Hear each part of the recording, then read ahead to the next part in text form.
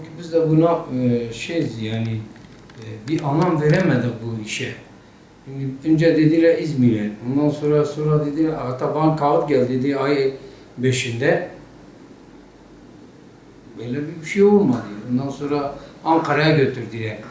Peki bunlar daha mahkemeye çıkmadan önce bunları hepsi bırakıyorlar. Acaba mahkemeye çıkarsalar kaç kişi bırakacaklar?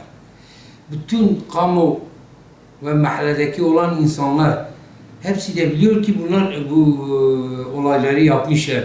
Adam teşhis etmiş ki bu adam keserine benim üzerime hücum etti. Bunu öldürelim. Bunun ayağını bağlayalım. Bunu katledelim diyen adam adı serbest bırakıldı. Kadın kendi çocuğunu iple bırakıldığı halde ölüme teşebbüs eden bir insanı nasıl bırakıldı deme hayret kaldım yani. Biz daha biz bir mağdur insanın yani biz mağdur olan kişileriz ki daha mahkemenin yüzünü görmedik. Daha mahkemenin yüzünü görmeden bunlar bırakıldılar. Acaba bunları mahkemeye girseler kaç kişi bırakacaklar? Yani daha önce de 4 kişi bırakılmıştı serbest. 2 kişi dediler işte askerdeymiş, biri de bilmem hastanedeymiş. O zaman ben bir ara gene söyledim yani bunlar araştırsınlar. Acaba asker midir? Acaba hastanede o gün var mıydı? Yani bu propagandadırlar yani bu devlet bunu ne yapıyor, kimin adına çalışıyor, kimin hesabına çalışıyor ben de anlamadım. Yani kimin hiç mağdur olan biz işte mahkemenin yüzünü görmedik adamlar serbest bırakılıyor. Bu anlamadım bu işte. Yani biz nasıl böyle yapacağız? Nasıl güveneceğiz bu devlete? Nasıl? Hele ben avukat Sıtkı Zilan'a sesleniyorum. Avukat senin oğlun bile pırımparça olursa bir avukat onun mahkemesine girerse, o sanıkların mahkemesine girerse sen ne diyeceksin? Ben sana sesleniyorum. Bir de sen kendine bir isim de takmışsın. Ben buyum. Yazıklar olsun sana. Yazıklar olsun sana. Devlete sesleniyorum. Bu hakim bunları bırakan hakim ve savcı kim olursa olsun. Yani onların çocukları böyle 5. kattan, 3. kattan aşağı atarsa ondan sonra böyle arabaların üstlerine geçerse ve ağızlarında ne diş kalırsa ne şey kalırsa hiçbir şey kalır vücutlarında delik dişe giderse bir de kabu sanıkları bırakırsa. Ben bir tane şahit oldum. Bir adam diyor ki biz hocayla beraber 6 Ekim'de evet Hatay'daydık. Ama 6 Ekim'in akşamı biz Diyarbakır'a hareket ettik. 7 Ekim'de biz sabahleyin Diyarbakır'daydık.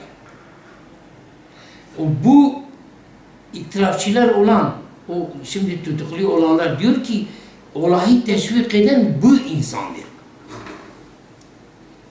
Her ikisi de aynısını söylüyor. Bu insandır. Galyana getiren bu insandır.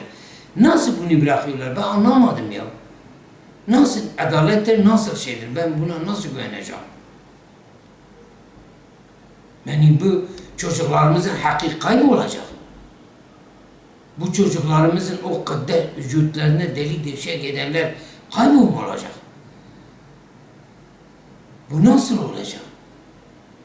Bu hakimler bizi çağırmıyorlar. Yani bu mahkemeler bizi çağırmıyorlar. Bu adamları serbest bırakıyorlar. Nasıl? Peki Selahattin Demirtaş çıktı ki dedi ki Hege bu faili yakalamasalar bunun sorumlusu Erdoğan'dır. Cumhurbaşkanıdır. Hemen 2 günün içinde Antep'te adamı yakaladılar getirdiler işittir bilmem nedir. Halbuki adamın onlar biliyorlar haberleri vardır. Adamın akrabası, babası, ailesi komple BDP'ye oy vermiş bir insandırlar. Hemen gene yakaladılar. Peki bizimki niye yakalamıyorlar? Hadi 5 kişi daha hala aranıyor. Hiç yakalanmadılar. Niye onlarınkini aynı dakikada 2 günün içinde yakalanıyorlar? Niye bizimkiler bu kadar gün aradan geçiyor onları yakalamıyorlar? Acaba sebebi nedir? Bir de Gülten Kuşanağı. Ondan sonra Zübeyde Zümrüt'e Selahattin Demirtaş milletvekilidir diye dokunulmazlığı vardı. Dava açmıyorlar. Niye bunları açmıyorlar? Hiçbir gün bir tanesi bir hakim bir savcı bizi çağırmadılar ya. Sanki hiç çocuğumuz olmamış gibi. Hiç çocuğumuz değildir. Biz bunların sahibi değiliz diye hiç kimse bizi çağırmadı. Ben bu davada hiçbir şey anlamadım. Hege başbağlar, demek ki başbağlar bak 22 sene geçmiş arada bunların faillerini bildikleri halde kimseyi yakalamadılar. Demek bizim de aynıdır. Yavaş yavaş. 3 aydan beri, 3 aya kadar mahkeme daha devam ediyor. 3 aydan sonra 3 aya kadar demek bunlar ara verecek, bir arada toplanıyorlar. Ayda bir toplanıyorlar. 3 aya kadar demek kimseyi bırakmayacaklar. Hepsi bırakacaklar. Hiç mahkemede çıkarmadan. Peki bu Muşlu'nun ne işi var Diyarbakır'da olaya katılmak? Demek BDP getirmiş buraya, PKK getirmiş buraya. Yüksekova olan insan ne işi var burada? Demek o getirmiş. Onlar getirmiş, onlar teşvik ediyorlar. Ha geçen gün gene Kobani'de bir olay oldu. Hemen milleti sokağa çağırdılar dedi. Hatta Pervin Bülten dedi kesinlikle MHP'nin hakkı değildir ve hadide değildir. Kimse PKK'ya terörist diyemez. Bu hakimler, savcılar korkuyor mu acaba? Bu devlet bunlardan korkuyor mu bunları serbest bırakıyorlar? Adam teşvik etmiş ya teşhis etmiş ki bu adam keser elindedir, bu insanları öldürüyordu, beni vuruyordu. Keseri hep kandı.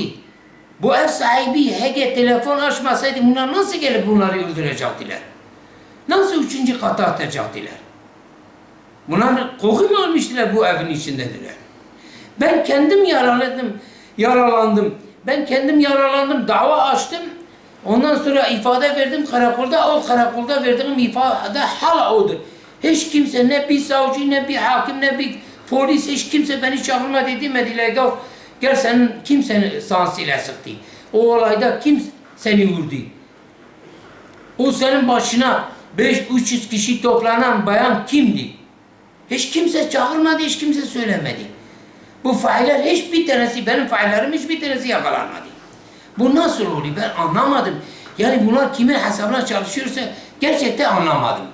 Bu askerden olan insanlar geçsinler askerlik birliğinden araştırsınlar. Bu acaba o gün asker miydi? Acaba bu o gün hastanede miydi? Yani bunlar niye devlet araştırmıyor ya? Böyle olursa devlete hiç güveneceğimiz yoktur. Kendi başımızın çaresine ancak biz bakacağız. Başka hiç kimse bakamaz. Bizim sahibimiz tek Allah'tır. Bizim sahibimiz tek Allah'tır. Demek ki biz Müslüman olduğumuz için, dindar olduğumuz için bunlar da bunu yapıyorlar. Eğer biz Müslüman olmasaydı, dindar olmasaydı bu işler başımıza gelmezdiler. Bunlar da davamıza iyicene bakacaktılar.